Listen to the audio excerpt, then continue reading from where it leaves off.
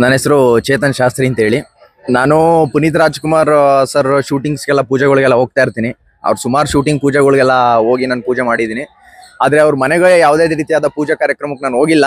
ಅವ್ರ ಮನೆಗೆ ಹೋಗಿ ನಾವು ನಮ್ಮ ಆರಾಧ್ಯ ದೇವವಾಗಿರ್ತಕ್ಕಂಥ ಸಿದ್ಧಲಿಂಗೇಶ್ವರನ ಫೋಟೋ ಎಲ್ಲ ಕೊಟ್ಟು ಅವ್ರಿಗೆ ಒಂದು ಅಕ್ಷತೆನ ಹಾಕಿ ಆಶೀರ್ವಾದನೂ ಕೂಡ ಎಲ್ಲ ಮಾಡಿ ಬಂದಿದ್ವು ಆ ಟೈಮಲ್ಲಿ. ಆದರೆ ದೇವರು ಈ ರೀತಿಯಾಗಿ ಅವ್ರಿಗೆ ಇಷ್ಟು ಬೇಗ ಆಯಸ್ಸನ್ನ ಕಿತ್ಕೋತಾನೆ ಅಂತ ಹೇಳಿ ಗೊತ್ತಿರಲಿಲ್ಲ. ಆದರೂ ತುಂಬಾ ಮನಸ್ಸಿಗೆ ದುಃಖ ಆಗುತ್ತೆ. ಇಷ್ಟು ಚಿಕ್ಕ ವಯಸ್ಸಿಗೆ ತುಂಬಾ ಹೆಸರನ್ನ ಮಾಡಿದ್ರು ಅವರು. ಅದೇ ರೀತಿಯಾಗಿ ಚಿಕ್ಕ ವಯಸ್ಸಿಗೆ ಅವರು ದೇವರ ಬಳಿ ಹೋಗ್ತಾರೆ ಅಂತ ಅನ್ಕೊಂಡಿರ್ಲಿಲ್ಲ.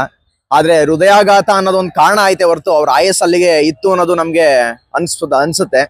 ಅದೇ ರೀತಿಯಾಗಿ ಬಂದಿರತಕ್ಕಂಥ ಅಭಿಮಾನಿಗಳನ್ನ ನೋಡಿದ್ರೆ ತುಂಬಾ ಖುಷಿ ಆಗುತ್ತೆ. ಸಾವಿರಾರು ಅಭಿಮಾನಿಗಳಲ್ಲ, ಲಕ್ಷಾಂತರ ಅಲ್ಲ, ಕೋಟಿ, ಎಷ್ಟು ದಶಕೋಟಿಗಳ ಅಭಿಮಾನತ್ವವನ್ನು ಅವ್ರು ತಗೊಂಡಿದ್ದಾರೆ. ಆದ್ರೆ ಆ ಟೈಮಲ್ಲಿ ಅವರು ಇಲ್ಲ ಅನ್ನೋದೊಂದು ನಮಗೆ ಮನಸ್ಸಿಗೆ ತುಂಬಾ ಬೇಸರ ಉಂಟಾಗುತ್ತೆ. ಅಂದ್ರೆ ಅವರಲ್ಲಿ ಮರೆಯಲಾಗದ ನನಗೆ ನೆನಪು ಅಂತಂದ್ರೆ ಕನ್ನಡ ಕೋಟ್ಯಾಧಿಪತಿ ಅಂತ ಹೇಳಿ ಮಾಡಿದ್ರು. ಆ ಟೈಮಲ್ಲಿ ಸರ್ನ ಫಸ್ಟ್ ನಾನು ಭೇಟಿಯಾದಾಗ ಅವ್ರನ್ನ ತುಂಬಾ ಖುಷಿ ಆಯ್ತು. ತುಂಬಾ ಚೆನ್ನಾಗಿ ಮಾತಾಡ್ಸಿದ್ರು, ಕ್ಯಾರವನ್ಗೆ ಕರೆದು ತುಂಬಾ ಪರ್ಸನಲ್ ಆಗೆಲ್ಲ ಮಾತಾಡಿದ್ರು. ತುಂಬಾ ಅವ್ರ ಜೊತೆ ಮಾತಾಡಿದಾಗಂತೂ ಫುಲ್ ಖುಷಿ ಆಗೋಯ್ತು. ನನ್ನ ಕನಸಾಗೋಗಿತ್ತು ಪುನೀತ್ ಸರ್ನ ಮೀಟ್ ಮಾಡ್ಬೇಕು, ಅವ್ರ ಜೊತೆ ಮಾತಾಡ್ಬೇಕು ಅಂತ ಹೇಳಿ.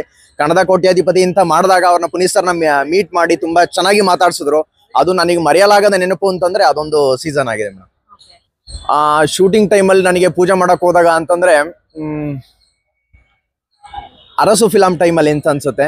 ಅರಸು ಫಿಲಂ ಟೈಮಲ್ಲಿ ಅವ್ರನ್ನ ಶೂಟಿಂಗ್ಗೆ ನನಗೆ ಪೂಜೆಗೆ ಫಸ್ಟ್ ಕರೆದಾಗ ನನಗೆ ತುಂಬಾ ಖುಷಿ ಆಯ್ತು. ನಮ್ಮ ಸರ್ ಫಿಲಂ ಶೂಟಿಂಗ್ ಪೂಜೆಗೆ ನಾನು ಹೋಗ್ಬೋದಲ್ಲ, ಅವ್ರನ್ನ ಮಾತಾಡಿಸ್ಬೋದಲ್ಲ, ತಿರ್ಗಾ ಮತ್ತೆ ಸಿಗ್ತಾರಲ್ಲ ಅನ್ನೋದು ನನಗೆ ತುಂಬಾ ಖುಷಿ ಆಯ್ತು. ಆ ಶೂಟಿಂಗ್ ಹೋದಾಗ ಶೂಟಿಂಗ್ ಕ್ಷಣದಲ್ಲಿ ಬ್ಯುಸಿ ಇದ್ರು ಕೂಡ ಅವರು ನನ್ನ ಗುರ್ತಿಡ್ದು ಮಾತಾಡ್ಸಿದ್ರು. ಅದಂತೂ ನನಗೆ ತುಂಬಾ ಮರೆಯಲಾಗದ ನೆನಪು ಅಂತ ನಾನು ಹೇಳೋದಕ್ಕೆ ಇಷ್ಟಪಡ್ತೀನಿ ಮೇಡಮ್.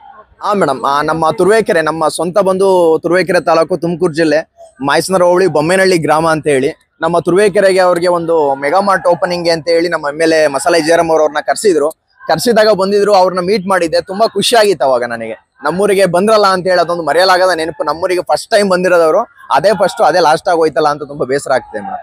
ಅಂದ್ರೆ ನನಗೆ ಪೂಜೆ ವಿಚಾರದಲ್ಲಿ ಒಂದು ಮಾತನ್ನ ಹೇಳಿದ್ರು ಮೇಡಮ್. ಹಿಂಗೆ ಕ್ಯಾರೋನ್ ಅಲ್ಲಿ ಕೂತ್ಕೊಂಡು ಮಾತಾಡಿದಾಗ ಹಿಂಗೆ ಶೂಟಿಂಗ್ ನಾನೇನು ಸುಮ್ಮನೆ ಹೋಗಿದೆ ಅಷ್ಟೇ, ಅವ್ರನ್ನ ಜಸ್ಟ್ ಮಾತಾಡ್ಸೋಣ ಅಂತ ಹೇಳಿ.